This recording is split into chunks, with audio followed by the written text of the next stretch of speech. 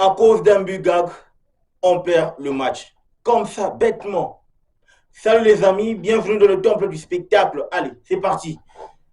En gros, je pense qu'il y a des regrets en termes, n'est-ce pas, en termes de performance générale, en termes de performance collective. Parce que ce qui est évident, c'est que la première mi-temps, on a beaucoup à se dire dans cette vidéo. On a beaucoup à se dire parce que c'est vraiment la malchance qui a joué. La malchance a joué vraiment pour que nous puissions rentrer les mains bredouilles à Kinshasa. Ouais, effectivement, parce que voyons d'abord la compo du match face au Soudan.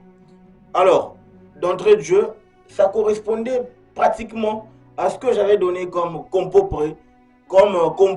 précédemment. Parce que dans les perches, on commence avec Lionel Mpassi, Chancel Mbemba, Inonga Baka, KMB, Joris, Chibola et ainsi que Charles Piquel. La ligne d'attaque composée de Bongonda, Wissa, Diangana.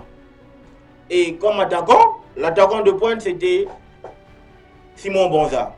Mais je pense que il y a vraiment des regrets en termes, n'est-ce pas, de performance. Parce que quand on a commencé le match, on a commencé de fort belle manière. La première mi-temps, moi je trouve que c'est la meilleure en termes de performance. Parce que on a commencé en mettant en mal, n'est-ce pas, le milieu soudanais. On a commencé en mettant en mal l'équipe soudanaise parce que on jouait en triangle pour permettre d'attirer le milieu, question d'ouvrir, n'est-ce pas, les côtés. Ça a fonctionné en première période. Ça a fonctionné avec Gédéon Kaloulou et Joris KMB, qui malheureusement, ce dernier, je l'ai trouvé un peu dubitatif dans ses prises de décision, dans ses prises de balles. C'était pas le Joris KMB qu'on a vu lors du match face à la Mauritanie. C'était un Joris KMB qui doutait de lui-même, qui n'arrivait pas à faire des bons contrôles, qui ralentissait le jeu sur son côté. C'est pour ça que je me suis dit, la première mi-temps, on a, n'est-ce pas, c'est là que je loue l'entraîneur, n'est-ce pas, soudanais, parce qu'il a compris qu'en première période, on procédait en triangle pour permettre à ce que les latéraux puissent avoir un champ libre, question de bien s'exprimer. Mais il a lu, il a décelé, n'est-ce pas, le problème, et en deuxième période, il nous a rendu la tâche difficile. Parce que, je signale, à partir de la deuxième période, la RDC a arrêté de jouer, je pense, pour moi, à la 63e minute. À partir de la 63e minute, la RDC a arrêté de jouer. La RDC a donné la balle à l'équipe soudanaise. La RDC a permis à ce que l'équipe du Soudan puisse s'exprimer. C'est là que les choses ont commencé par être vraiment bizarres. Parce que à partir du moment où ces gens-là ont commencé à gagner en confiance, à emmagasiner de la confiance, parce qu'ils se sont rendus compte qu'on leur a laissé la balle, on leur a donné la possibilité de s'exprimer sur le terrain. Et ce qu'ils recherchaient en première période, mais malheureusement, on ne les a jamais donné cette opportunité-là, cette occasion-là de pouvoir s'exprimer. Mais en deuxième période, là où il y a eu, n'est-ce pas, l'ouverture de tous les côtés. Parce que je ne me suis pas ennuyé dans cette rencontre. Les deux équipes ont produit un beau jeu. Les deux équipes ont produit, n'est-ce pas, un jeu de qualité. Les deux équipes nous ont permis de ne pas s'ennuyer devant notre télévision. Oui, mais là où je loue la qualité soudanaise, c'est que c'est une équipe qui sait exprimer avec son âme. Ils n'ont pas la qualité que l'on a. Pourquoi? Parce que nous, on a on voit la qualité.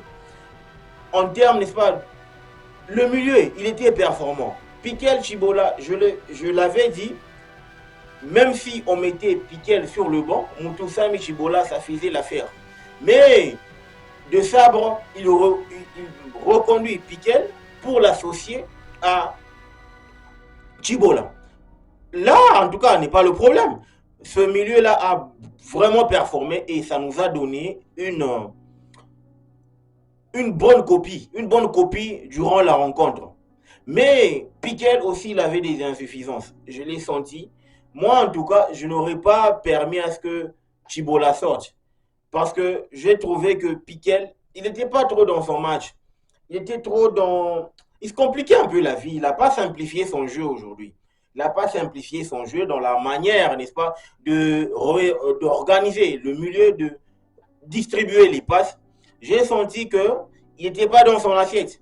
Et je pense que en deuxième période, quand Elia Meshak, il rentre et Wamangi Tuka fait aussi son entrée, plus Bakambu et Kakuta, je pense que ces quatre-là, ils ne se sont pas bien compris sur le terrain. Je m'explique. Meshak Elia, quand il rentre sur le terrain, normalement, le latéral droit soudanais, il est usé physiquement. Ça veut dire qu'avec la vitesse de Meshak Elia, il faut prendre, n'est-ce pas, le défenseur en vitesse pour créer des occasions. Mais je n'ai jamais vu, en tout cas, une occasion créée par Meshak Elia. Meshak Elia, il rentre, il ne fait pas le nécessaire pour mettre en mal, n'est-ce pas, la défense adverse. Question d'exploiter ses failles et produire, n'est-ce pas, des centres ou encore créer du danger dans le camp, question de mettre Cédric Bakambu dans le confort. Je n'ai jamais vu ça. Wamangi Tuka, je n'ai pas compris même la raison pour laquelle il est entré sur le terrain. Parce qu'il a apporté aucune qualité, je vous dis bien, aucun apport. Il n'a pas été tranchant sur son côté droit. En tout cas, je me suis demandé à quoi ça sert de rentrer sur le terrain avec le standing que tu as, mais que tu ne parviens pas à nous donner, n'est-ce pas, à produire ce dont l'entraîneur attend de toi. Non, mais c'est inadmissible, c'est incompréhensible. Parce que Kakuta également, il n'était pas simple dans son jeu. Normalement, tu es un 10. Même si ce poste-là, il est en train de mourir, normalement, avec la qualité technique qu'il a, je pense qu'il aurait dû faire mieux. Il aurait dû faire mieux. Parce qu'il y avait de quoi mettre en mal cette défense soudanaise. Ce ne sont pas des ogres, les gars. Le Soudan, ce n'est pas une mastodonte. Mais ça va faire 2 matchs qu'on joue en espace, n'est-ce pas, de 7 mois et qu'on ne parvient toujours pas à battre le Soudan à l'extérieur ou encore chez lui à la maison. L'équipe comme le Soudan, une petite équipe qui n'a pas une référence par rapport à la RDC, même si le Soudan a joué, n'est-ce pas, une finale de la CAN ou une CAN à l'ancienne, mais ça reste quand même une petite nation par rapport à la République démocratique du Congo. Je parle en termes de contenu aujourd'hui. Je parle en termes de qualité aujourd'hui. La RDC a de quoi se faire valoir par rapport au Soudan. Qui connaît un joueur soudanais? Mais aujourd'hui, on voit la téloche. Les Elia Meshak, on les voit partout, jouer avec les Manchester City, etc. Mais pourquoi est-ce que leur qualité, leur intensité qu'ils mettent, n'est-ce pas, au sein de leur club, pourquoi est-ce que ces gens-là n'arrivent pas, n'est-ce pas, à performer de la sorte en sélection? Mais je me demande, est-ce un problème d'environnement? Je ne crois pas, parce que Elia Meshak, ça fait quand même beaucoup de temps qu'il est là, même s'il a commencé à jouer que l'année dernière. Il connaît l'environnement de la RDC pour avoir joué, n'est-ce pas, le CHAN, même quelques éliminatoires CAN avec le Léopard senior. Mais moi, je pense que ce garçon ne prend pas en compte le fait qu'il soit leader technique, leader, n'est-ce pas, d'attaque pour cette équipe de la RDC. Parce que, sérieusement, Wamangi Tuka, je peux le comprendre. Il vient à peine et il est en train d'apprendre, n'est-ce pas, à se faufiler, à se fondre au sein du groupe. Raison pour laquelle, vous m'avez vu, je n'ai pas vraiment débriefé la rencontre de Diangana. Parce que Diangana, également, il est en train de faire son entrée. Ça fait que quelques matchs qu'il est là, mais en termes de compétition officielle, il n'a jamais joué avec la RDC. Donc c'était son premier match, c'était sa première, n'est-ce pas, familiarisation avec la sélection. Mais de là à dire, est-ce qu'on mérite la défaite? Je ne pense pas. Mais je dirais que il y a une petite voix qui me dit que l'on mérite. Pourquoi? Parce qu'on les a laissés jouer à partir de la 63e minute. On les a laissés jouer. Et ils ont pris de la confiance. Une équipe qui prend de la confiance au cours du match, elle te pose des problèmes. Elle te pose des problèmes. Et on le voit au haut niveau, ça ne pardonne pas. On est en train de jouer au haut niveau, les gars. La CAF, c'est plus que c'était auparavant. La CAF a évolué. Ça veut dire qu'il n'y a plus de petites équipes. Il n'y a plus de petites équipes, donc tout est à refaire aujourd'hui. Je ne voulais pas aller ou clôturer, n'est-ce pas, l'année 2023 avec une défaite. Minimum, c'était un match nul. Mais malheureusement, ils n'ont pas su nous donner cela. Ils n'ont pas su, n'est-ce pas, emmagasiner les 3 points, question que ça fasse 6, parce que je vous signale qu'il y a le Sénégal, il y a le Togo. C'est vraiment des ogres. Donc, je pense que ce n'est pas la fin du monde. C'est pas la fin du monde. Même si le but, c'est un but que moi j'appellerais gag. Parce que sur ce coup-là, Mpassi est aussi fautif. Généralement, on apprend aux gardiens à boxer de haut. Mais pourquoi il peut boxer de face comme ça? Parce que à partir du moment où tu boxes de face, crois-moi, cette balle-là a 70% de chance de heurter, n'est-ce pas, un pion dans la surface. Soit ça rentre, soit tu frôles la catastrophe. Nous, on n'a pas frôlé la catastrophe. Nous, on a été punis à cause de ce but gag. Du coup, pour moi, je trouve que le fautif, c'est Mpassi. Par rapport à la lecture du match, il aurait dû boxer de haut. C'est le minimum qu'il pouvait faire. Parce qu'il n'y avait aucun danger. Il n'y avait aucun danger. Même s'il était gêné. Mais il n'y avait aucun danger. Donc le gars, je pense que c'est avec amertume que je vous fais ce débrief.